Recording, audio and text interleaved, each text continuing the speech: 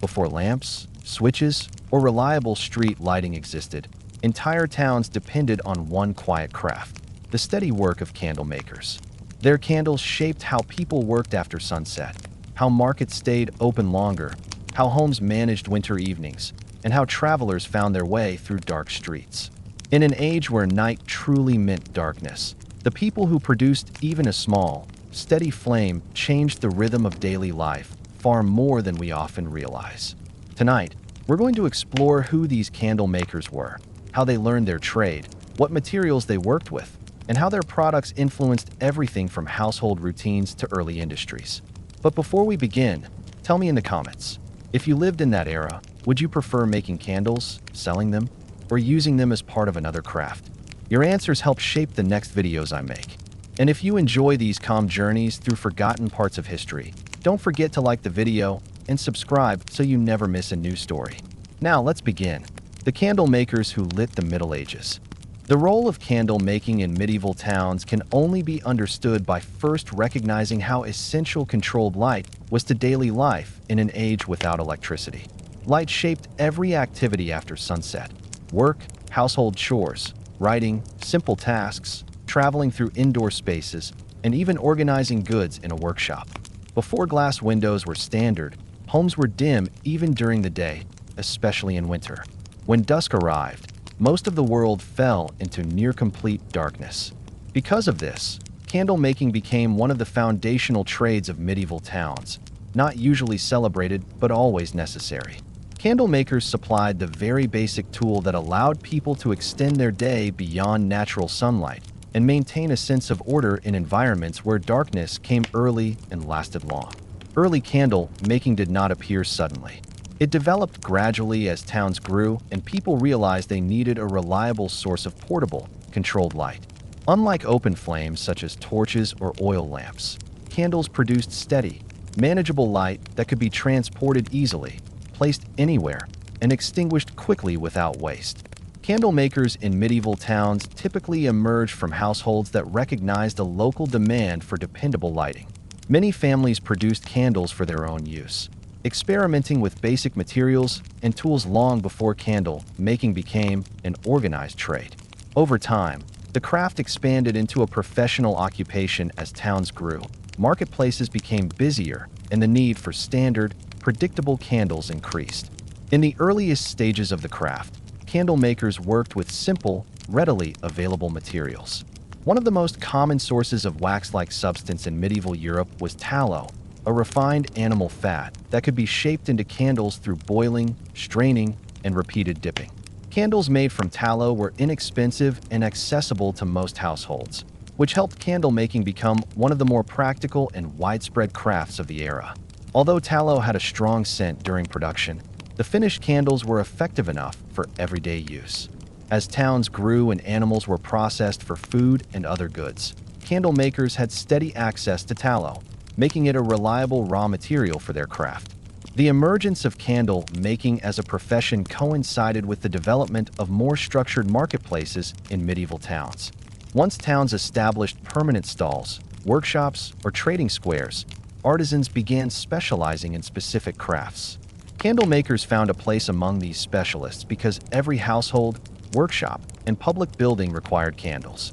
Their products were necessary across all trades, from textile workers who needed steady light for fine stitching to metal workers who extended their workday during winter. Candle makers positioned themselves near other essential craftsmen, forming part of a network of interdependent occupations that supported the daily functioning of medieval communities. As candle making became more established, practitioners experimented with improving the quality of their products. Early candle makers learned that the clarity and steadiness of a candle's flame depended heavily on how well the material was purified. Tallow needed repeated boiling to remove impurities. Without proper refinement, tallow candles produced smoke, flickered unpredictably, or burned unevenly. Candle makers gradually developed processes involving careful heating, skimming, and straining to produce a smoother, cleaner burning product. These refinements required skill, experience, and close attention to temperature, factors that separated trained candle makers from household producers who made simple candles for personal use. Candle makers also learned to shape candles more effectively. One of the earliest methods involved the dipping technique. Candle makers prepared long wicks, typically made from twisted fibers such as hemp or flax. They attached multiple wicks to wooden rods and dipped them repeatedly into hot tallow. Each dip applied a thin layer of material that hardened as it cooled. By repeating this process dozens of times, candle makers gradually built up candles of consistent diameter and weight. This technique required steady hands, knowledge of proper temperature, and an understanding of cooling times. If the tallow was too hot, the coating ran down the wick unevenly. If too cool, the material hardened too quickly, creating lumps or uneven layers. Candle makers mastered the timing required to achieve uniform results. The growth of professional candle making also led to small workshops and work areas dedicated to the craft. Workshops needed reliable heat sources for melting materials, large cauldrons or pots for boiling, racks for drying candles, and storage spaces for finished goods. These workshops became recognizable features of town streets. Passers-by noted the distinct smells associated with tallow preparation, especially during large production periods. While not always pleasant, these odors were accepted as part of daily life because candle makers provided an indispensable service. As medieval towns expanded, candle makers were increasingly integrated into the economic and social structure of the community. Markets relied on them to supply daily lighting needs, and households depended on them to prepare for long winter nights. Candle makers participated in trade networks by acquiring raw materials from nearby butchers, tanners, and farmers. These connections strengthened local economies, as the byproducts of one craft became the foundation of another. Candle makers, in turn, supported other trades by providing reliable lighting that extended working hours and increased productivity. In many towns, candle making eventually became a regulated craft, with standards set by local authorities or artisan groups. While not always formal guilds in the early period, these groups began establishing expectations regarding the quality and price of candles. They recognized that poorly made candles caused smoke, produced inconsistent light, or burned too quickly, inconveniencing customers and reducing confidence in the trade. Regulations ensured that candles sold in marketplaces met minimum standards of performance. Some towns required candle makers to mark their products or to participate in periodic inspections, especially during seasons when demand surged. Demand for candles varied throughout the year, reaching its peak in winter when days were shortest. During these months, candle makers worked nearly nonstop. Workshops stayed warm throughout the day to keep materials at proper melting temperatures. Candle makers often prepared large batches to meet the needs of households preparing for long evenings with minimal daylight. Markets filled with stacks of freshly formed candles, bundled in groups and tied neatly for sale. Travelers visiting town squares recognized the seasonal increase in activity from candle makers, as families stocked extra candles for anticipated winter use. Candle making also influenced the social fabric of medieval towns by shaping patterns of daily activity. Because people depended so heavily on candles during the darker months, candle makers indirectly contributed to how communities organized their evenings. Workshops, homes, and meeting places all operated after sunset thanks to candlelight. This extended activity created a rhythm that defined medieval urban life. Without the steady production of candles, many aspects of daily routine, work, household tasks, basic chores, would have been limited to daylight hours, especially in northern regions where winter days were short. Candle makers did not work alone. Larger workshops employed assistants who prepared raw materials, cleaned tools, or helped manage production during busy seasons. Apprentices learned the craft gradually, beginning with simple tasks such as cutting wicks, preparing molds, or maintaining heat sources. Over time, they developed skills in dipping, pouring, and refining materials. Candle makers often passed their knowledge down through families, creating multi-generational crafts that preserved techniques and traditions. Experienced candle makers became respected members of their communities, valued for their consistency, skill, and ability to meet the lighting needs of the town. As candle making matured, new techniques and materials emerged. In addition to tallow, candle makers occasionally gained access to plant-based waxes or other rare substances that produced cleaner burning candles. These materials were more expensive and less accessible for everyday households, but they demonstrated the evolving nature of the craft. Candle makers who could acquire or afford such materials enhanced their reputation and expanded their customer base to wealthier families, merchants, or public institutions. Although such products were not the norm in early medieval towns, experimenting with improved materials demonstrated how candle makers constantly sought ways to refine and advance their craft. Despite these developments, the early origins of candle making remained rooted in practicality rather than luxury. Candle makers focused on producing reliable, functional lighting that served the daily needs of their communities. Their work rarely attracted attention or praise, yet it formed the foundation of medieval urban life. Without consistent candle production, evening activity would have been limited significantly, reducing productivity and altering the structure of medieval society. Candle makers, though modest in their social status, created products that quietly shaped the experience of living in a world governed by natural light. Recognizing the origins of candle making helps set the stage for understanding how the craft evolved throughout the Middle Ages. As towns grew, as markets expanded, and as new materials emerged, candle makers adapted their techniques and organization. Their early work laid the groundwork for the more complex and specialized operations that developed later. Through steady practice, practical innovation, and integration into the economic life of medieval towns, candle makers illuminated not only streets and homes, but the broader world that depended on their craft. To understand medieval candle makers fully, one must examine not only their role in society, but the practical techniques and materials that shaped their daily work. Candle making in the Middle Ages was not a simple or repetitive task. It was a detailed craft requiring judgment, patience, and an understanding of how raw materials responded to heat, air, and handling. While modern people imagine candle making as a straightforward process, medieval candle makers worked under conditions that required constant attention to detail.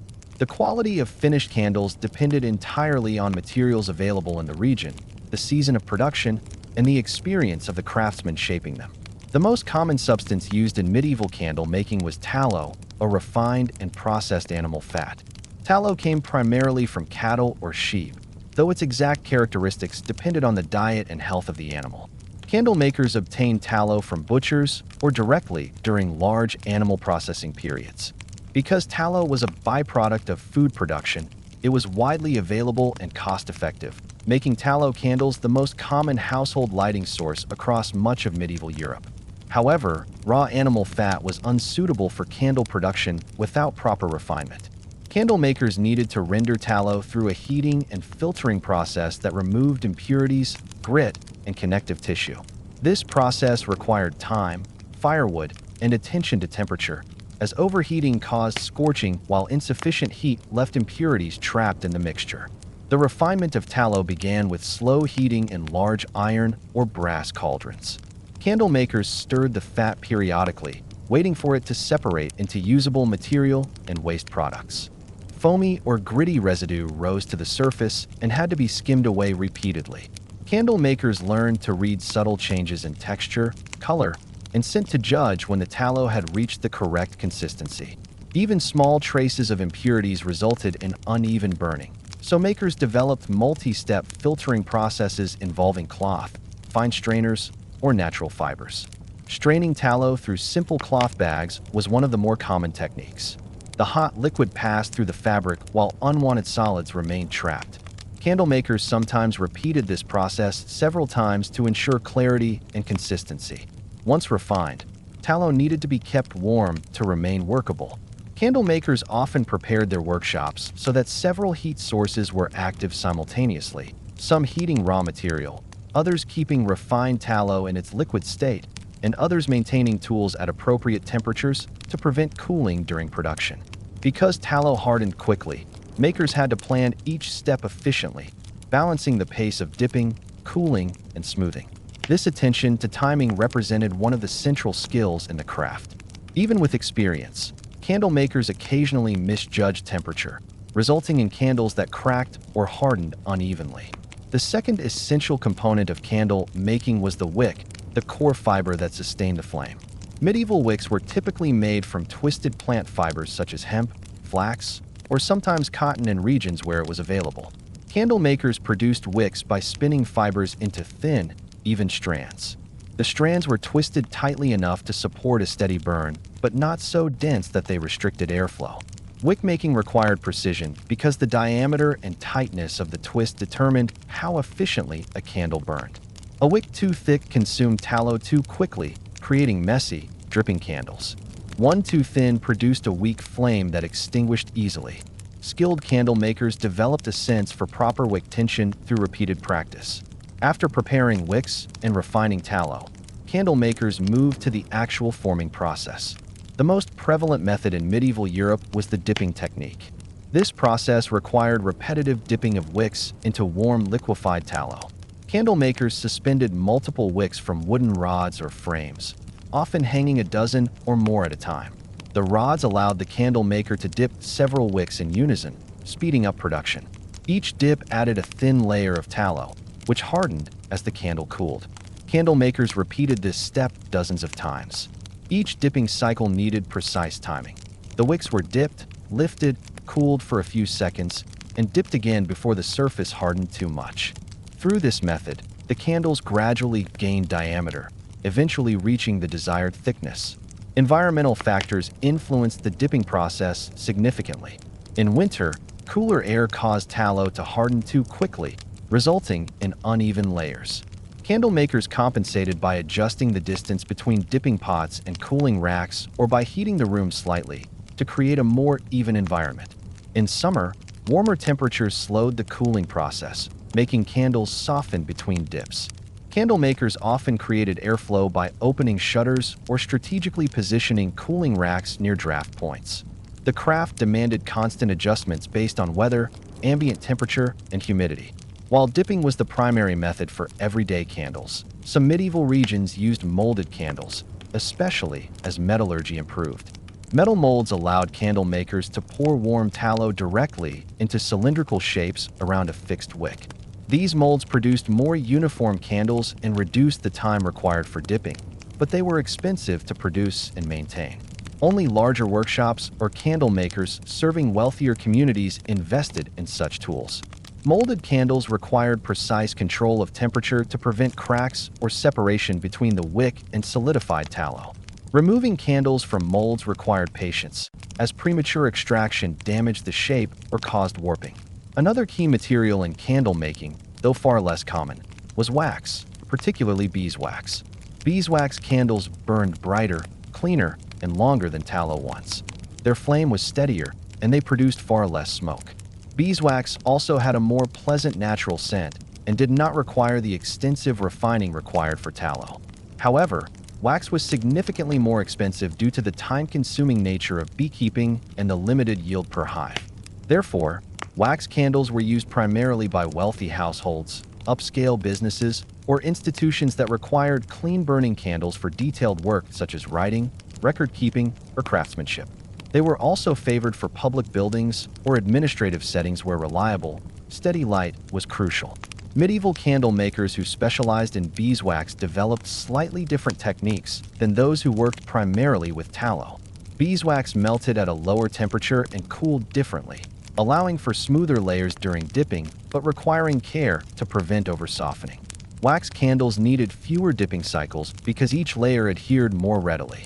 Candle makers maintained separate tools for beeswax to prevent contamination from tallow, as even small amounts of animal fat reduced the quality of wax candles. Storage and handling represented the final critical steps in medieval candle making.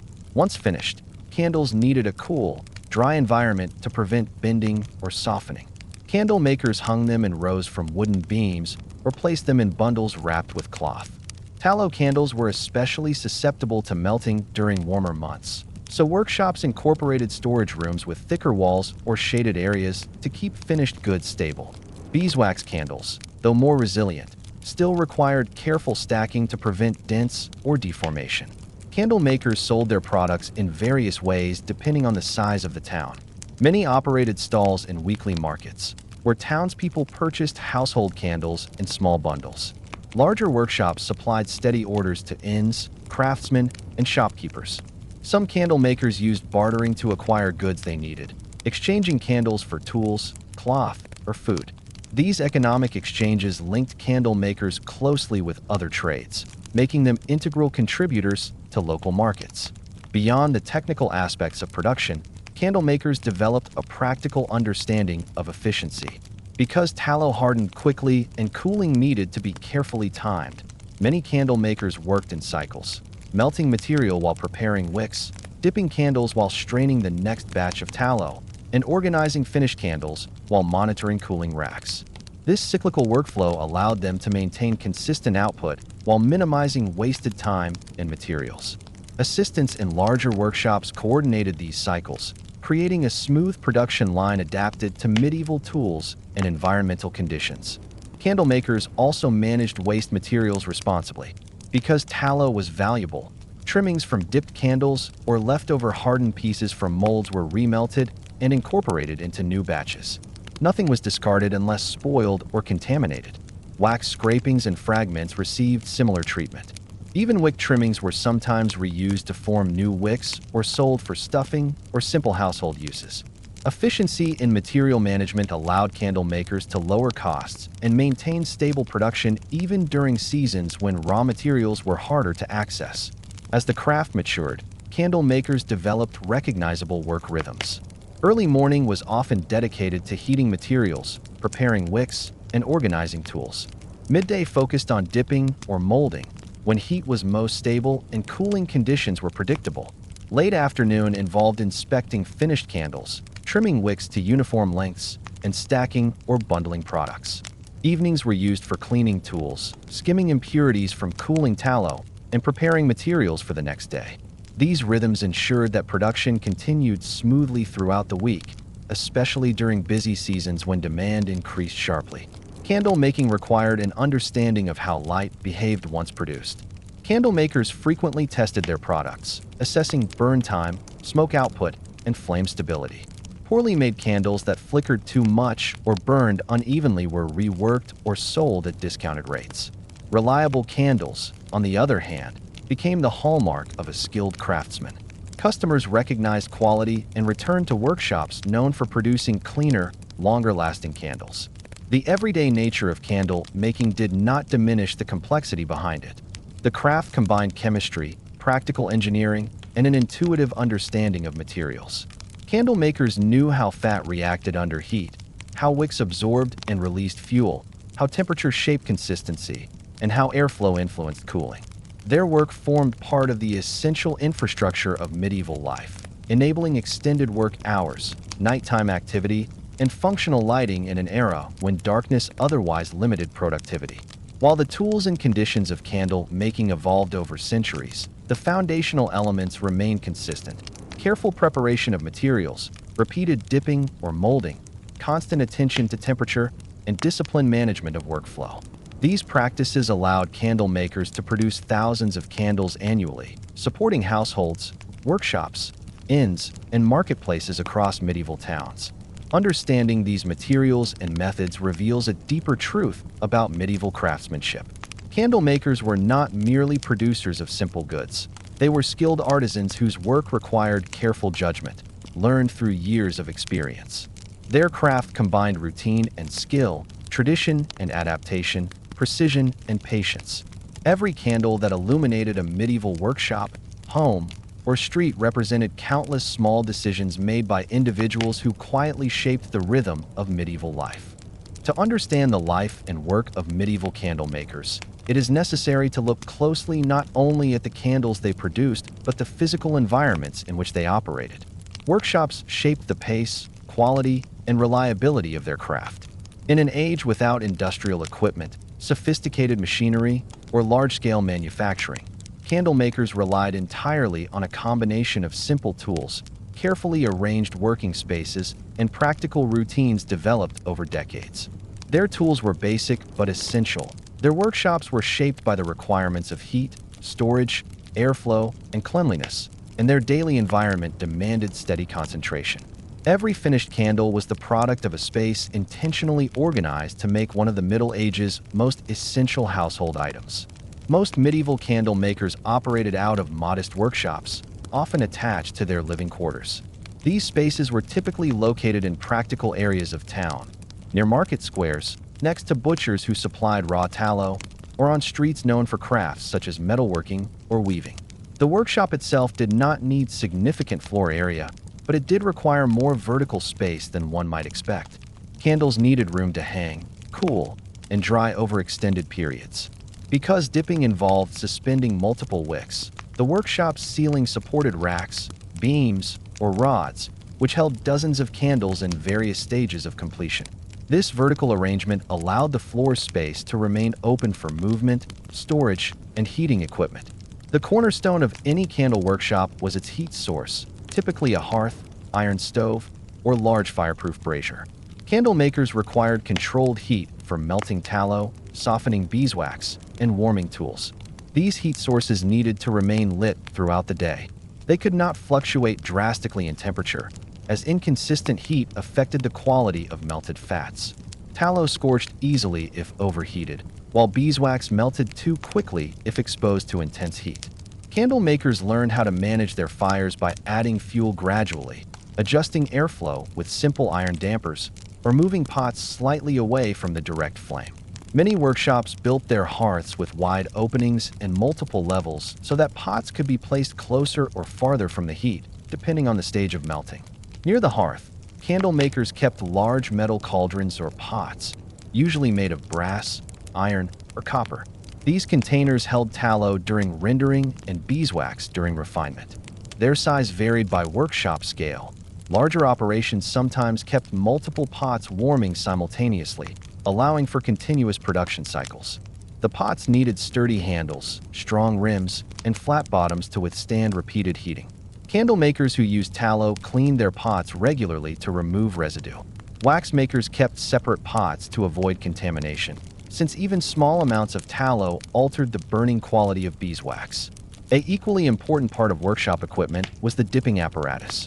This included wooden rods, straight beams, or specially designed frames, each supporting several wicks at once. These rods hung horizontally, and wicks draped downwards.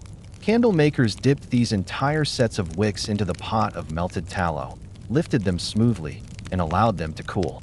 Because cooling required air circulation, the layout of the workshop mattered greatly. Candle makers positioned cooling racks away from the hearth to avoid excessive heat, but close enough to allow efficient workflow. The distance between dipping pots and cooling racks needed to be short enough for quick movement, yet spacious enough to prevent dripping wax or tallow from hindering floor space. The wicking tools were also essential. Candle makers kept bundles of hemp, flax, or other fiber ropes that they twisted into wicks of various thicknesses. They used small knives, shears, or simple blades to cut wicks to length before tying them onto dipping rods. Some used wooden measuring sticks with notches indicating standard candle lengths.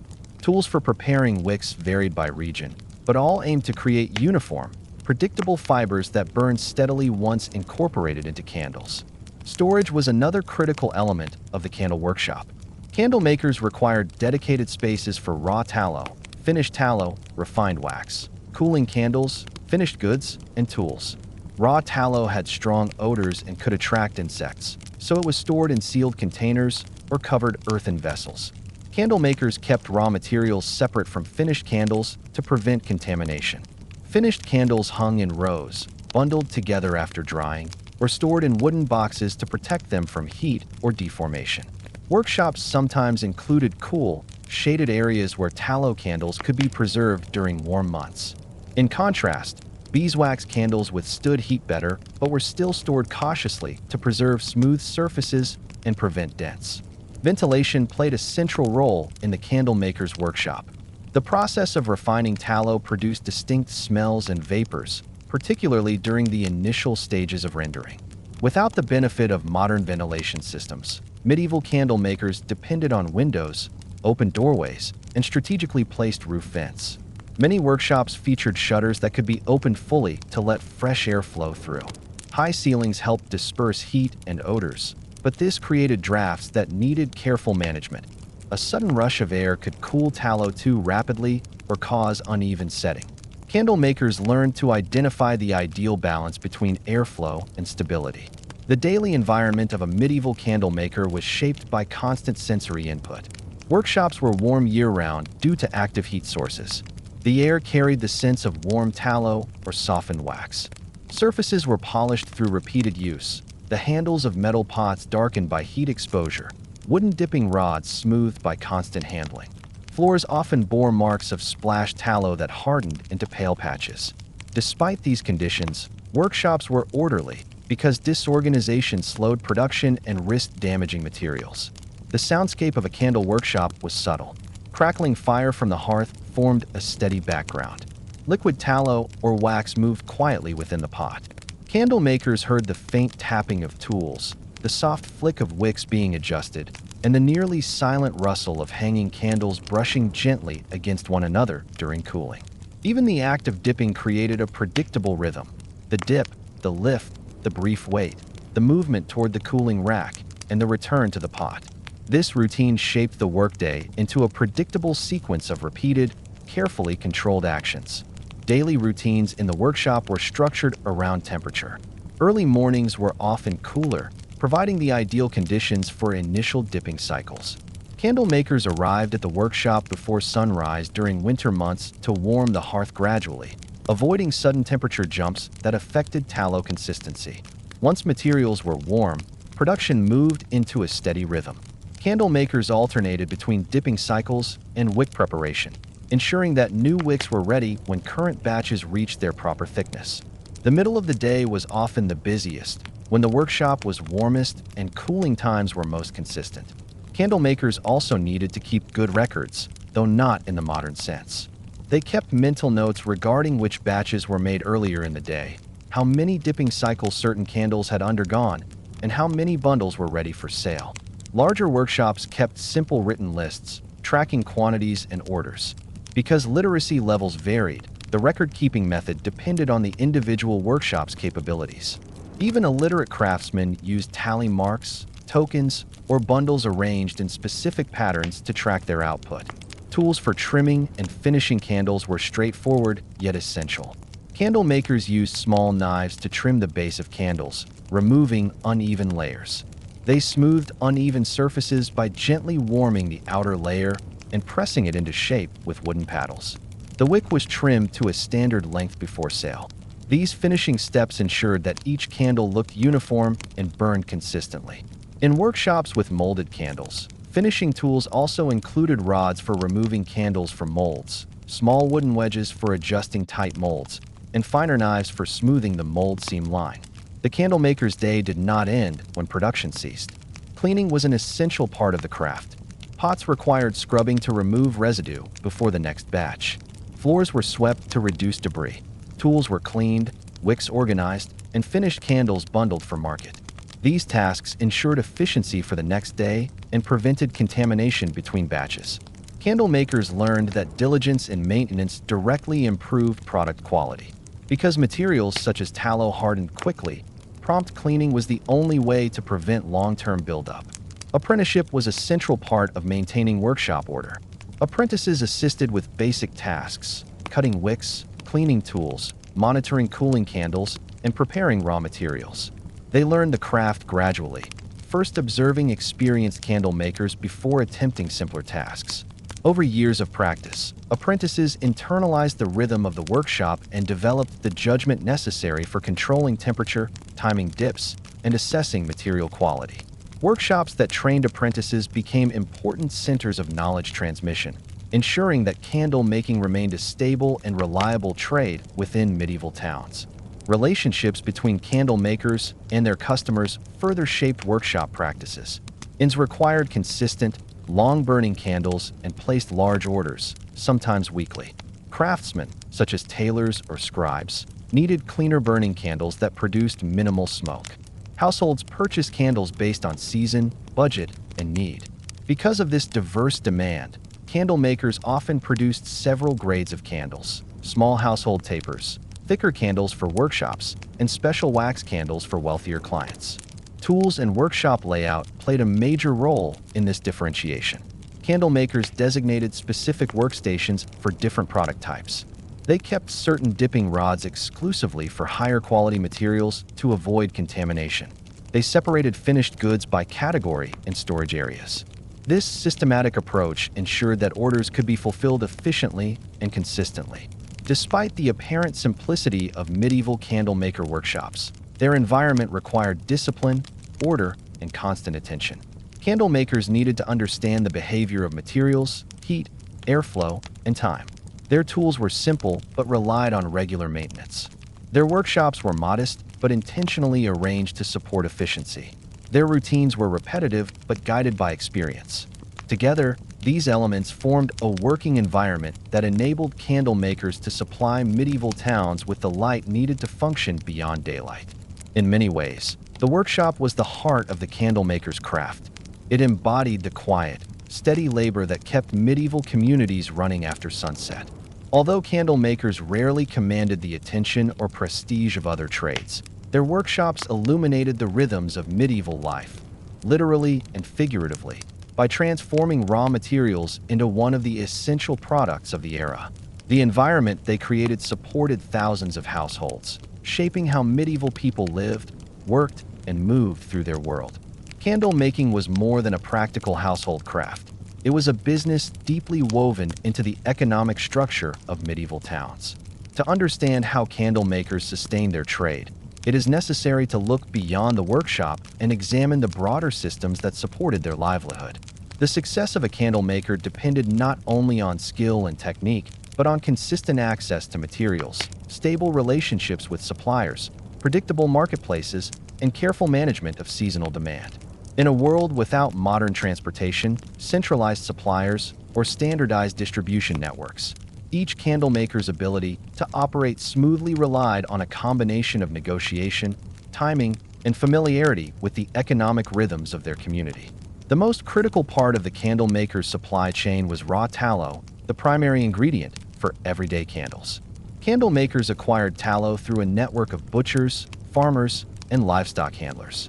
Because tallow was derived from animal fat, its availability fluctuated depending on the agricultural calendar, local livestock cycles, and seasonal slaughtering practices.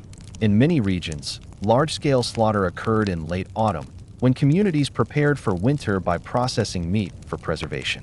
As a result, candle makers often received their largest shipments of tallow during this period.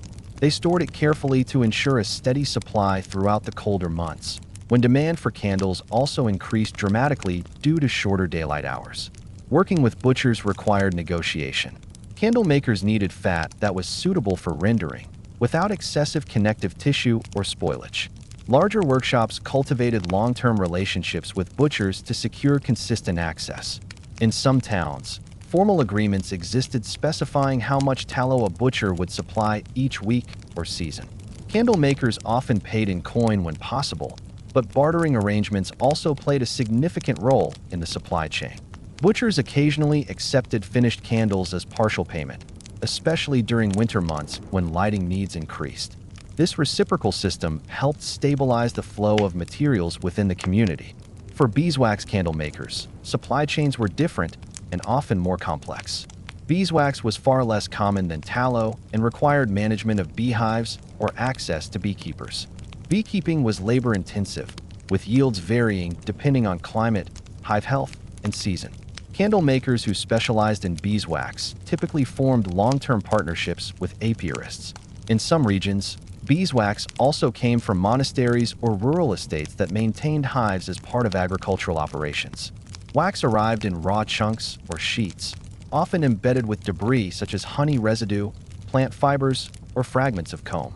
Candle makers refined beeswax much like they refined tallow, through melting, filtering, and cooling, but the initial cost of obtaining wax was significantly higher.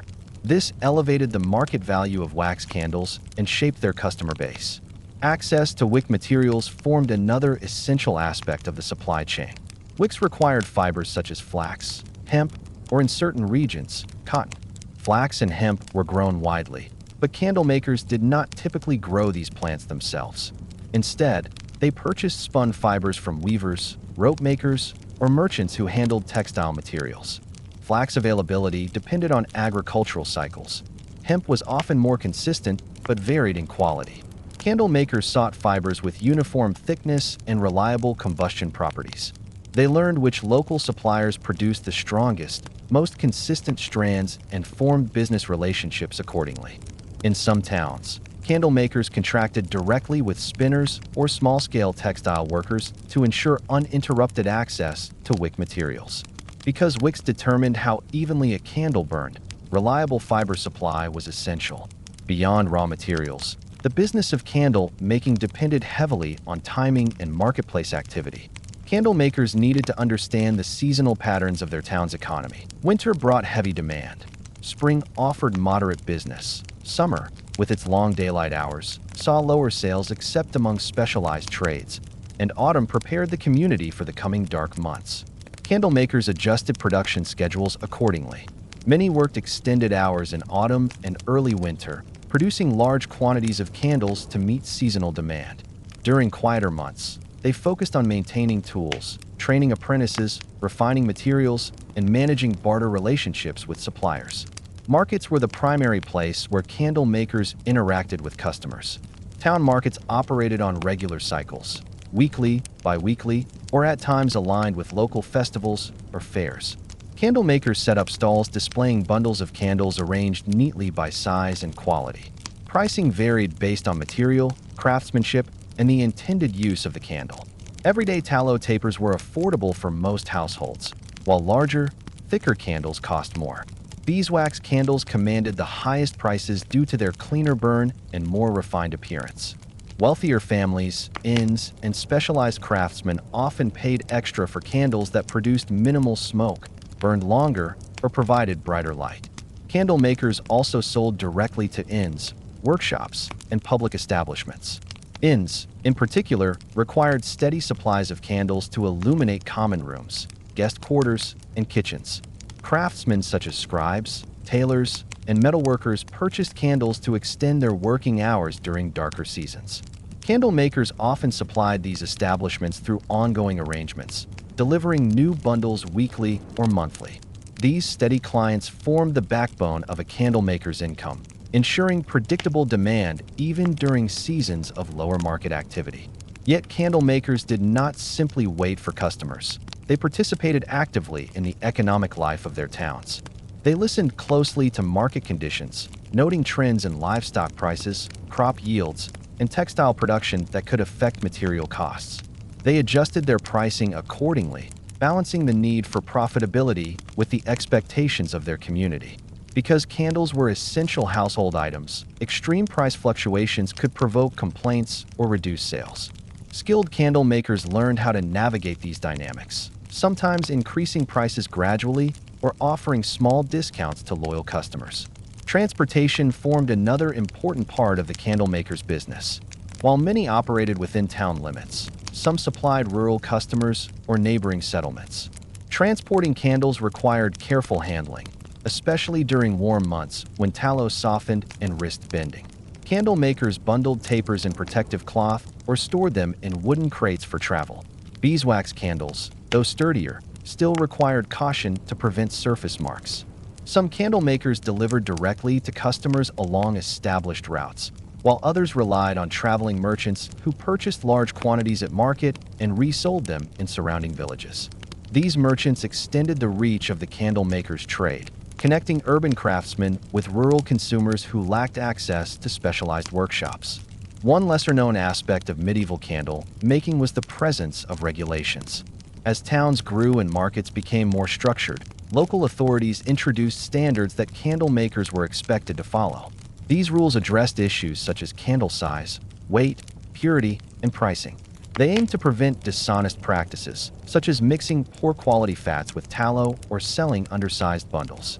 In some towns, candle makers were required to stamp or identify their goods so customers could trace poor-quality candles back to individual craftsmen. These regulations helped maintain trust in marketplaces and protected customers from inferior products. Candle makers sometimes joined or formed associations resembling early guilds.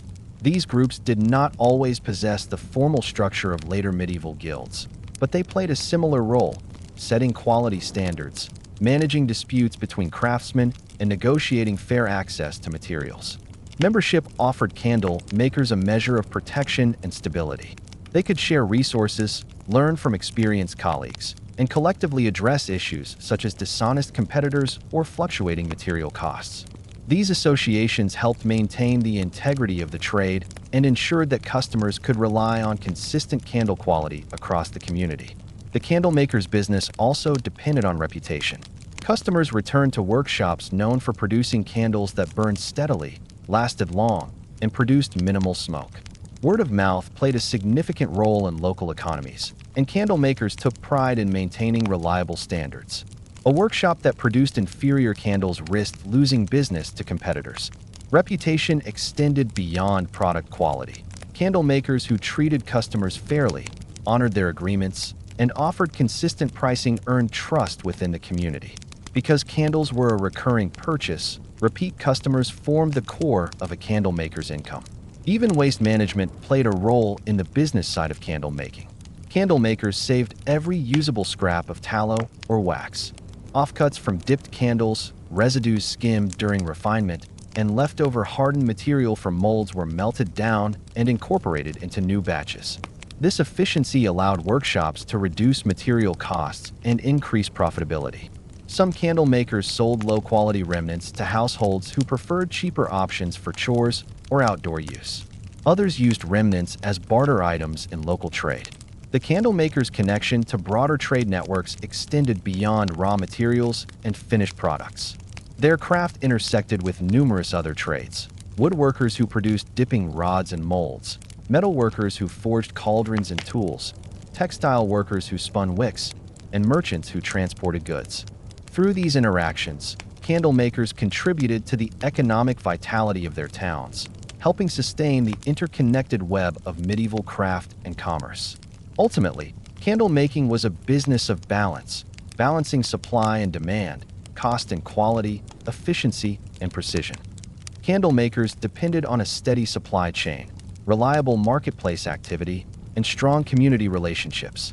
Their success required them to understand not only the technical aspects of their craft, but the economic realities that shaped daily life in the Middle Ages.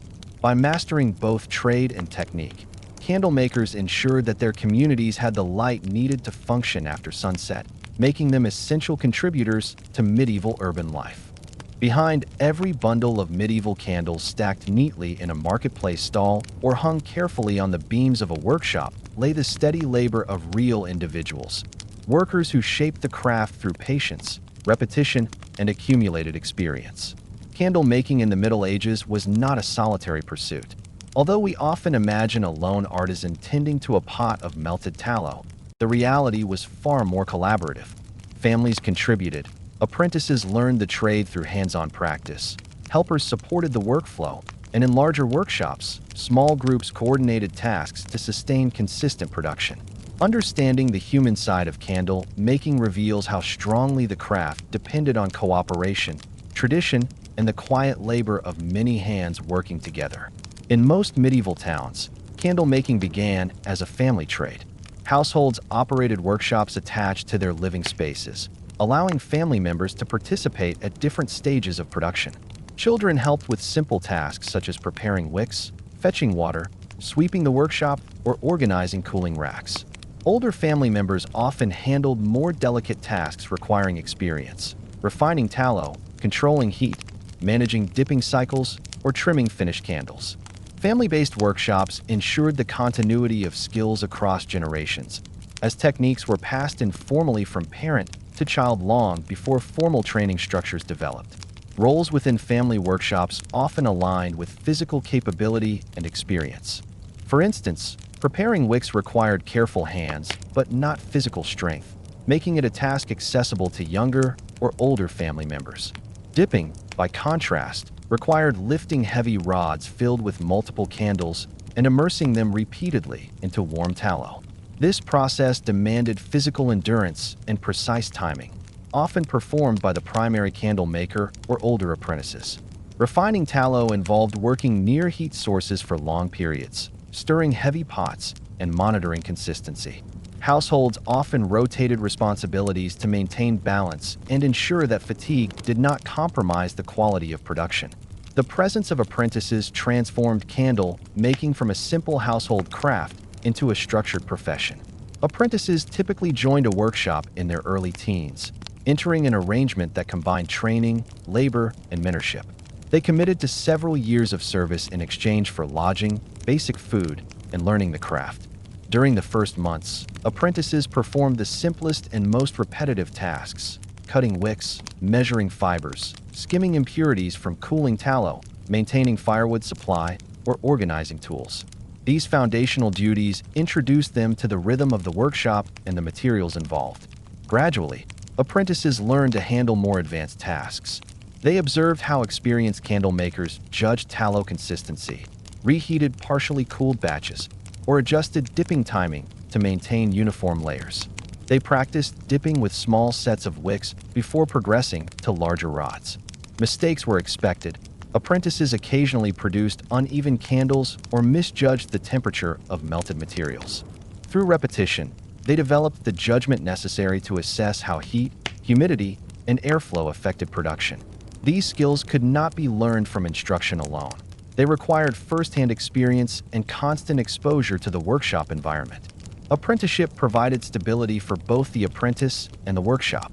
Candle makers gained reliable assistance during demanding seasons, and apprentices gained a path to future independence. Some remained with their master after completing training, becoming full workers within the same workshop. Others left to start their own workshops or joined other candle makers to form cooperative arrangements that increased output. Apprenticeship ensured that the knowledge of candle making did not fade, even as towns grew and demand shifted. Larger workshops sometimes employed journeymen, workers who had completed their apprenticeship but had not yet established their own workshop. Journeymen contributed skilled labor during peak seasons, bringing experience from different regions or different masters. Their presence introduced subtle variations in technique, enriching the collective knowledge of the workshop. Journeymen served as intermediaries between apprentices and masters, supervising new workers and managing daily tasks when the master was occupied with complex responsibilities such as procurement, pricing, or negotiations in the marketplace. In many towns, candle makers formed informal networks or associations resembling early guilds, and these networks influenced how workers were trained and recognized. Though not as elaborate as late medieval guilds, early associations established expectations for training duration, defined what constituted acceptable workmanship, and occasionally mediated disputes. These networks supported a sense of identity among candle makers, reinforcing their shared standards and strengthening the continuity of their craft. The human side of candle making was shaped not only by the workers inside workshops, but also by the broader community that indirectly supported the craft. Textiles workers spun the fibers used for wicks. Woodworkers produced dipping rods and racks. Metalworkers forged cauldrons used for melting tallow, and farmers or butchers supplied raw materials. Candle making thrived because of these interconnected relationships. The craft did not stand alone. It existed within a network of trades that all contributed to its success. These relationships often developed through routine interactions: candle makers visiting textile stalls for wick fibers, butchers delivering tallow, or carpenters repairing wooden racks. Over time, these interactions formed long-term working relationships that extended across generations. The daily work environment for candle makers revealed much about the human element of the craft. Workshops were warm, often crowded with tools, racks, and hanging candles. Workers stood for long hours near active heat sources, monitoring pots and repeating dipping cycles. The pace of work depended heavily on the season. During winter months, when demand was highest, workshops operated from early morning until dusk, with workers rotating responsibilities to manage fatigue. In summer, when daylight lasted longer and fewer candles were needed, workshops reduced hours or focused on preparing materials for future production. This seasonal rhythm influenced workers' routines and shaped the social calendar of the household. Despite the repetitive nature of candle making, workers developed strong practical skills that required careful thought and concentration. Judging when tallow reached the ideal refinement was not simple. Workers relied on experience, visual cues, and subtle changes in texture or scent. Dipping required timing and coordination, especially when multiple workers used pots simultaneously. Trimming and finishing demanded precision to ensure that candles looked uniform and burned properly. Workers learned to maintain steady hands even when tired, knowing that uneven layers or poorly trimmed wicks affected product quality. Children who grew up in candlemaker households often absorbed these skills informally. They watched their parents dip candles or refine tallow, listened to conversations about material quality or market conditions, and learned to recognize the signs of a well-made candle. As they grew older, they joined the workshop's labor force in small ways. This early exposure created familiarity with the craft long before formal training began. In many families, children became apprentices naturally, sometimes without needing an official agreement. Workshops also served as important social spaces. Workers shared stories, exchanged advice, and talked through challenges of the day. Apprentices learned not only technical skills but the unspoken etiquette of the workshop: when to speak, when to observe, when to offer help, and how to handle mistakes. Journeymen contributed stories from other towns, introducing subtle differences in technique or market conditions. Masters offered guidance, evaluated progress, and occasionally gave apprentices responsibilities that tested their ability to work independently. This constant social exchange created a small community within the workshop, shaping both the craft and the people involved. The candlemaker's household life blended seamlessly with workshop responsibilities. Because many workshops were attached to family living spaces, workers often moved between domestic tasks and craft tasks throughout the day. Family meals aligned with production cycles. Conversations about business, suppliers, pricing, apprentice performance, or market demand filtered into the household environment. Children grew up understanding the importance of timing, cleanliness, and organization. Household members contributed support by preparing food for workshop workers, managing purchasing trips, or organizing finished candles for sale. These informal contributions were essential but often overlooked in written records of the time. The human side of the craft extended to interactions with customers. Candle makers learned to recognize regular buyers, remember their preferences, and accommodate their needs. A scribe might prefer beeswax candles that burned with minimal smoke. An innkeeper might order thicker candles for long evenings. Households might request bundles of smaller tapers for daily chores. Candle makers often personalized service in small ways, adjusting quantity or offering advice on storage and usage. Over time, these interactions created loyalty and trust. Customers returned to workshops where they felt respected and where the quality of candles met their expectations. Even the mistakes and challenges of the craft revealed the human element behind candle making. Workers spilled tallow, dipped unevenly, or occasionally misjudged cooling times. Apprentices sometimes overtrimmed wicks or cracked freshly dipped candles by touching them too early. Masters corrected these errors calmly, recognizing that mistakes were part of the learning process. These daily challenges shaped the character of the workshop, reinforcing patience and reinforcing discipline. As candle making matured across centuries, the structure of labor within workshops became more defined. Formal apprenticeships became longer, journeymen more respected, and master candle makers more involved in community affairs. In some towns, candle makers gained influence in local markets, participating in discussions about trade regulations or serving as representatives for their craft. Their human networks expanded as candle makers supported one another through shared challenges such as material shortages or shifts in demand. Ultimately, the human side of medieval candle making reveals a world built on consistency, cooperation, and tradition. Candle makers did not work in isolation. They relied on families, apprentices, journeymen, suppliers, and customers. Each candle represented the collective effort of individuals who contributed their time, skills, and attention to detail. Their work illuminated not only homes and workshops, but the daily lives of entire communities. By understanding the workers behind the craft, one sees candle making not just as a technical process, but as a living tradition shaped by the people who practiced it. Although medieval candle makers worked in small workshops with modest tools, their craft demanded a level of precision and consistency that shaped their reputation and determined their success in the marketplace. Maintaining uniform quality in candle production required knowledge, discipline, and careful observation. Medieval people relied heavily on candles for evening activities, winter tasks, craft work that required steady light, and the general functioning of their households.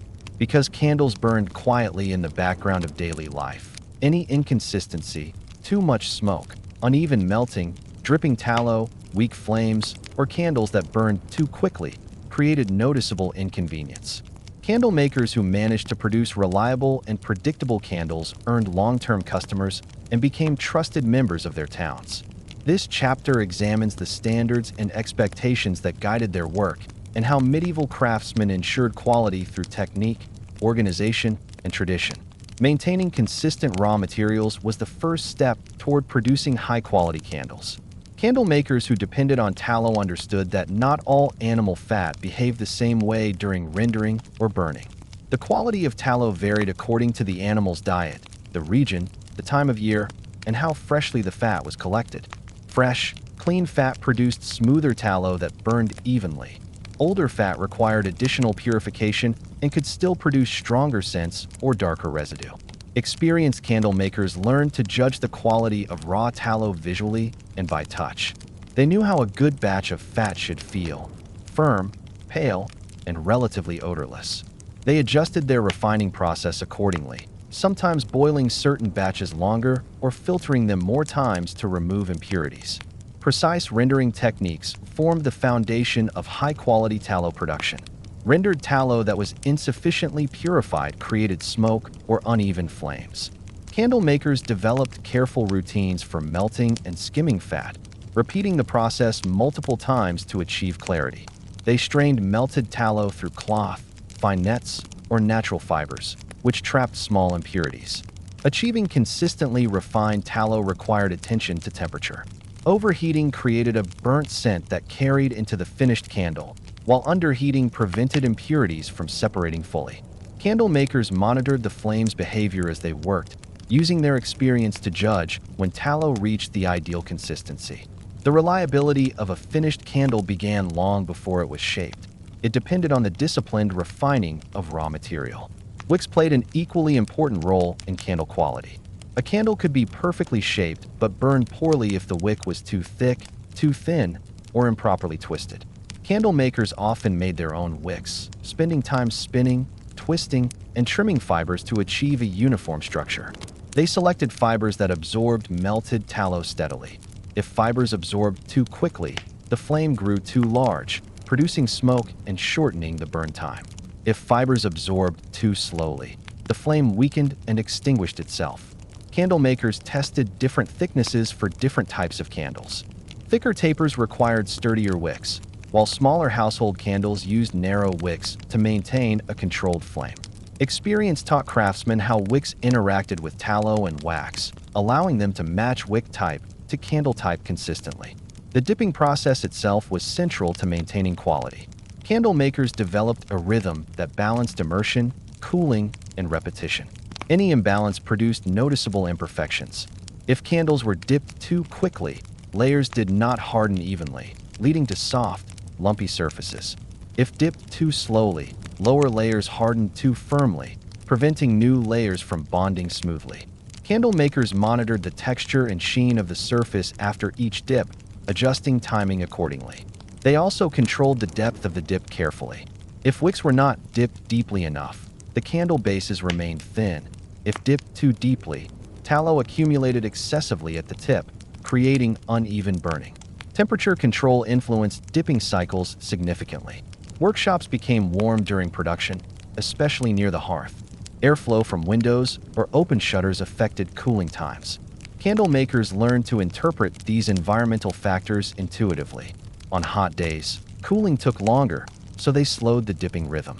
On cold days, candles cooled too rapidly, requiring them to move racks closer to the hearth or dip more quickly. The skill lay in achieving uniform thickness across dozens of candles hanging from multiple rods, all affected by slightly different temperatures, humidity levels, and airflow patterns. Consistent quality required constant adjustment. Color and texture also indicated quality. Well-refined tallow produced a pale, smooth finish. Darker tallow signaled either impurities or overprocessing. Candle makers evaluated their batches visually, learning to detect subtle differences. Smooth surfaces meant the dipping process had been timed accurately. Uneven surfaces indicated temperature issues or uneven wick tension. Wicks that shifted slightly during dipping caused tilted candles, which burned unpredictably. Candle makers developed methods to suspend wicks securely so they remained straight, adjusting their tying technique when necessary. Beeswax candles required their own standards of quality. Beeswax melted differently from tallow, cooled at a different rate, and produced a naturally smoother surface. Candle makers who specialized in wax candles held themselves to even higher aesthetic standards. Customers paying higher prices expected brighter flames, cleaner burning, and more visually appealing candles. Candle makers filtered beeswax through multiple stages, melting it slowly and removing debris carefully. They used separate tools and pots to prevent contamination. High-quality beeswax had a consistent color, often golden or pale, depending on the region. Customers recognized quality visually, so candle makers took pride in presenting wax candles that looked uniform and refined. The physical structure of each candle influenced its performance. Candle makers measured the length and diameter of candles carefully.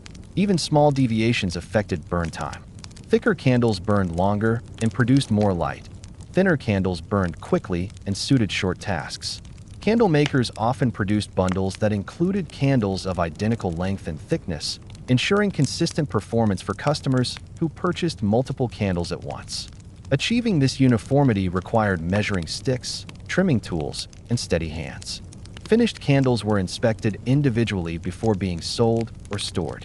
Storage also influenced candle quality. Even well-made candles warped if stored improperly.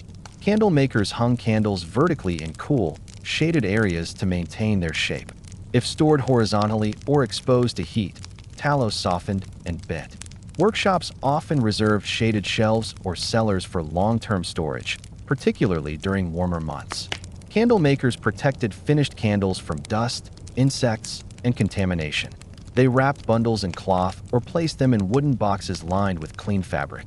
This attention to storage preserved quality and ensured that candles sold weeks later maintained the same performance as newly made ones. Candle makers maintained quality through careful organization of their workflow. They separated tasks logically, refining in one area, dipping in another, cooling in a third, and trimming in a fourth. This structure prevented cross-contamination, reduced clutter, and increased efficiency. Larger workshops divided responsibilities among workers, assigning tasks based on experience.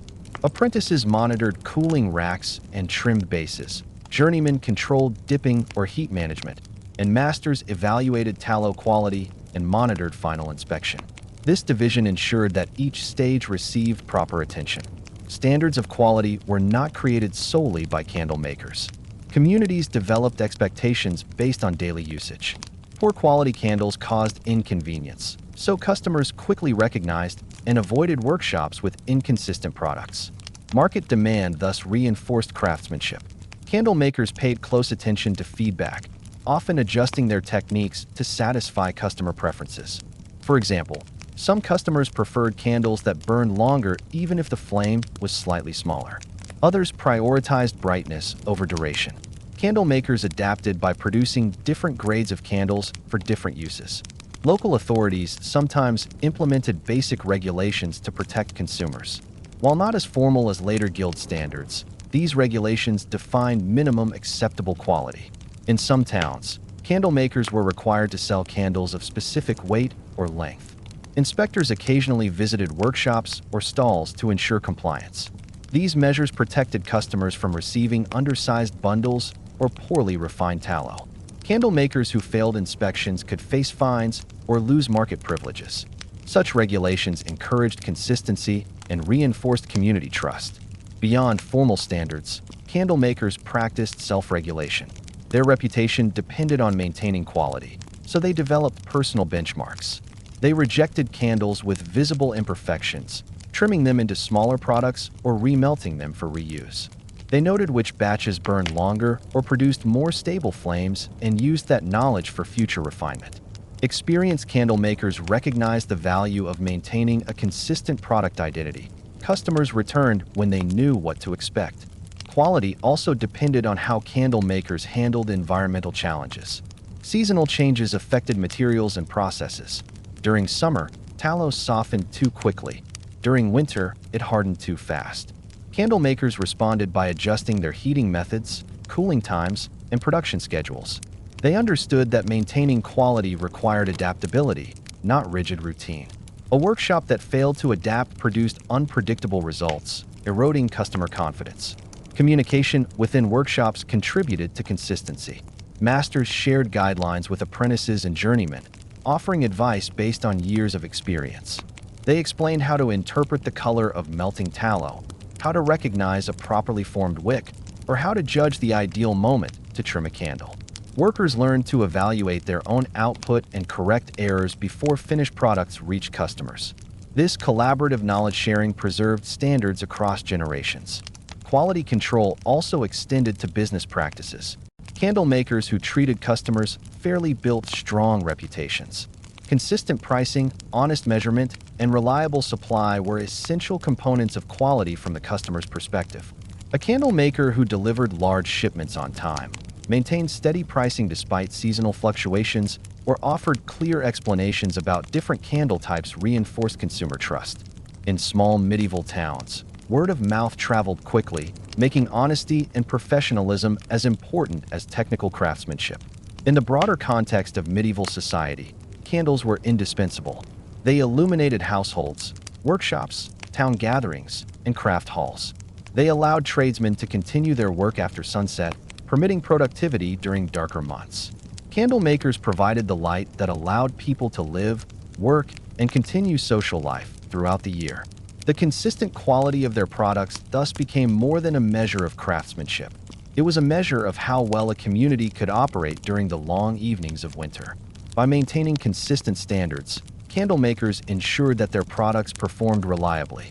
Their customers trusted them because the light they produced was predictable, steady, and dependable. This reliability was the essence of a candle maker's legacy, steady work that quietly supported medieval life. Each candle reflected hours of care, attention to detail, and respect for standards passed down through generations.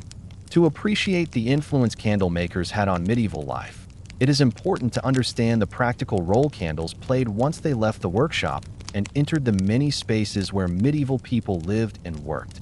Candles were not luxury items for most households. They were functional tools that shaped daily routines. They allowed families to continue essential activities after sunset, supported craftsmen whose work required steady illumination, and provided towns with a basic structure for evening life. Medieval Europe was a world deeply shaped by natural light. Sunset marked a true shift in daily rhythm, and the simple act of lighting a candle could transform an otherwise dark, inactive environment into a usable space. The reach of candlelight extended far beyond the workshop, influencing behavior, routines, and even how people organized their spaces inside homes and workplaces. Because medieval homes were built with small windows or simple shutters, interior daylight was often limited even under bright skies. In northern regions, where winter days were short and cloudy weather common, households relied heavily on candles to perform routine chores. Evening candle use began shortly after sunset, when families gathered to complete tasks such as preparing food for the next day, repairing clothing, sorting goods, or engaging in simple leisure activities. Households typically lit candles only in the rooms where activity continued. Using candles sparingly helped preserve their limited supply. The cost of candles shaped these habits, encouraging medieval families to develop routines that concentrated evening activity into a small number of well-used spaces. Candles influenced how families structured their living areas. The room most frequently illuminated in the evening was typically the main hall or hearth room, where warmth from cooking and heating fires combined with candlelight to create functional evening space. Families gathered around a central table, performing individual tasks that required visibility. The single candle or small group of candles placed on a table or wall bracket determined how much of the room remained usable. Areas cast in shadow simply became inactive for the evening. Candlelight's limited range encouraged households to stay close together during nighttime hours, reinforcing shared routines and collaborative activity. Candle placement mattered significantly for productivity. A candle set too low cast uneven shadows. One placed too high lost brightness quickly. Many households used simple wooden or metal stands to raise candles to eye level. Others placed candles in niches carved into walls or positioned them on shelves to increase the spread of light. Candles in clay or metal holders provided stability, preventing them from tipping or spilling melted tallow. Households learned, through experience, how best to position candles to maximize limited illumination. These subtle adjustments reflected an intimate understanding of candle behavior, how the flame interacted with drafts, how tallow hardened, and how wick length affected brightness. The limited brightness of candles influenced the kinds of evening tasks families chose to complete. Activities requiring precise detail, such as sewing, mending, or writing, needed steady light. Families often saved these tasks for early evening, when they still had enough energy to concentrate. Simpler tasks, sorting grain, cleaning tools, or preparing materials for the next day, were completed later when fatigue increased and candlelight seemed dimmer. In this way, candles shaped the temporal distribution of labor within the household. Their light made certain activities possible after sunset, but their limitations encouraged families to prioritize tasks carefully. Candle usage varied significantly depending on the household's economic status.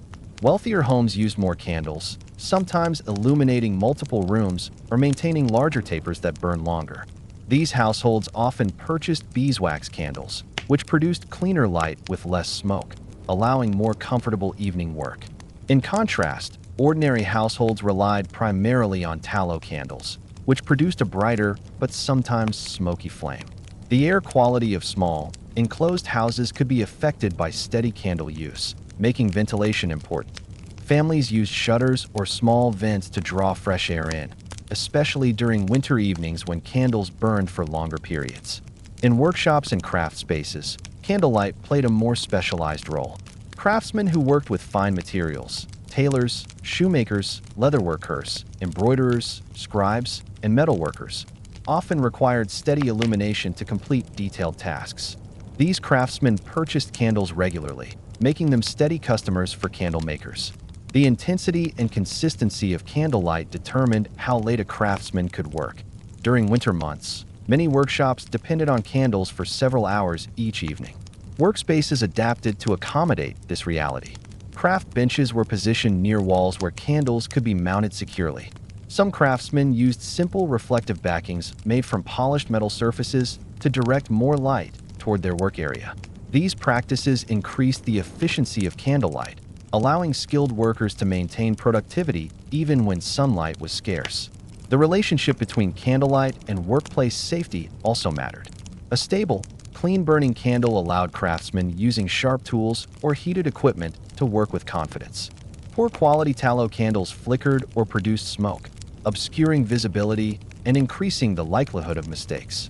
This is why craftsmen valued candles from workshops known for producing steady light. Candle makers understood the needs of these professions and often produced thicker candles or candles with sturdier wicks specifically suited for workspace illumination. These candles burned longer without frequent trimming, reducing interruptions in work. Commercial spaces in medieval towns, inns, taverns, small shops, and public meeting areas depended heavily on candles for evening operations. Inns, in particular, required consistent lighting to host travelers arriving after sunset. The common room of an inn might use several candles placed strategically to illuminate tables, doorways, and hearth areas. Innkeepers purchased candles in larger quantities and often kept multiple bundles in storage to ensure they never ran out during busy seasons. Candle expenditure formed a notable portion of an inn's operating costs, making reliable supply essential. Candle makers who maintained steady relationships with innkeepers secured long-term business that provided financial stability. Shops opened during evening hours relied on candles to attract customers and display goods. A well-lit stall or storefront signaled activity and safety, encouraging townspeople to enter. Merchants learned how to position candles to highlight their goods, whether textiles, tools, or prepared foods. Candle makers observed these practices and often created candles suited for display, slightly thicker, longer-lasting, or cleaner-burning varieties that merchants preferred. The economic life of medieval towns after sunset depended heavily on these carefully placed points of light. Community gatherings also relied on candlelight. Meetings held indoors during evening hours required enough illumination to ensure visibility for reading records, sorting goods, or discussing town matters. Candlelight controlled the pace and duration of these gatherings. Fewer candles meant shorter meetings, while well-supplied gatherings could continue longer. This created a subtle but real influence on community organization. Candle makers, though not always present, shaped the possibilities of evening civic engagement indirectly through the availability of quality lighting. Candlelight played a key role in hospitality. Guests visiting homes or inns were often welcomed with small tapers or guided by candlelight through living spaces. These practices reinforced social norms that valued courtesy and comfort. The warmth and predictability of a steady candle flame created a sense of calm in otherwise dark and quiet nighttime settings. Candlelight marked pathways, illuminated shared spaces, and allowed people to navigate homes, courtyards, or workshops more safely. The influence of candles extended to tasks completed in courtyards, barns, and storage areas. Many households kept animals, and evening chores involved feeding, cleaning, or organizing feed supplies. These tasks required portable light, and candles were the most practical solution. Families often used candle holders designed for carrying, with simple handles or protective bases that shielded dripping tallow. These portable candles allowed household members to move safely across uneven surfaces, stone floors, or outdoor paths. Candle makers designed some candles specifically for portability by shaping them slightly thicker or using more resilient wicks to prevent accidental extinguishing. Candles also influenced seasonal behavior. During winter, when nights were long, households purchased more candles and adjusted their evening routines accordingly. They consolidated activities into fewer rooms, conserved their candle stock, and planned evening tasks more carefully. Conversely, during summer, when sunlight lasted longer, candle use decreased significantly. Candle makers adjusted production accordingly, often shifting focus during summer months to refining materials, training apprentices, or fulfilling large orders for upcoming autumn fairs. The rhythm of candlelight influenced the rhythm of the seasons and vice versa. Storage practices also reflected the importance of candles. Families kept candles in cool, dry locations such as wooden chests, wall cupboards, or simple clay containers. Proper storage prevented warping, melting, or breaking. Thrifty households kept trimmings or partially used candles for emergency situations. Workshops stored candles in bundles tied with fiber cords, sorted by size and type. Maintaining an organized candle supply allowed families to prepare for storms, nighttime guests, or unexpected needs. Candlelight shaped social spaces as well. Gatherings around shared tables, conversations between neighbors, small evening visits, and quiet domestic routines all depended on these small sources of light. Candlelit evenings encouraged slower, quieter activities, creating an atmosphere of calm that structured medieval nightly life. The flicker of a flame indicated life inside a home, while darkened windows signaled that residents had ended their day. These simple visual cues shaped the rhythm of medieval towns, reinforcing a shared understanding of evening time. Though people of the Middle Ages accepted candlelight as an everyday necessity, they remained aware of its limitations. Candlelight offered only a small radius of illumination compared to modern electrical lighting. Even a room lit by several candles remained dim by modern standards. Yet medieval families learned to adapt to this level of light, developing routines that matched what was possible. They read in close proximity to the flame, sat together to use concentrated light more efficiently, and aligned their tasks with the capacity of each candle's glow. Their world was shaped not by intense brightness, but by the slow, steady consistency of candlelight. In essence, candles created the practical boundaries of nighttime life. They determined how long people could work, how much could be seen, and how safe it was to move through homes or streets after sunset. Candle makers shaped the quality of this light, and their products became part of every household's routine. The influence of candlelight extended into every corner of medieval society, supporting communities through their quiet, practical glow. Thank you for spending this quiet time exploring the world of the candle makers who helped shape daily life in the Middle Ages. If tonight's story taught you something new or helped you relax, feel free to leave a comment and share which part of the craft you found most interesting. Your thoughts always help me choose the next topic. If you enjoyed this calm journey, don't forget to like the video and subscribe so you won't miss the next peaceful walk through forgotten history. Rest well, and I'll see you in the next story.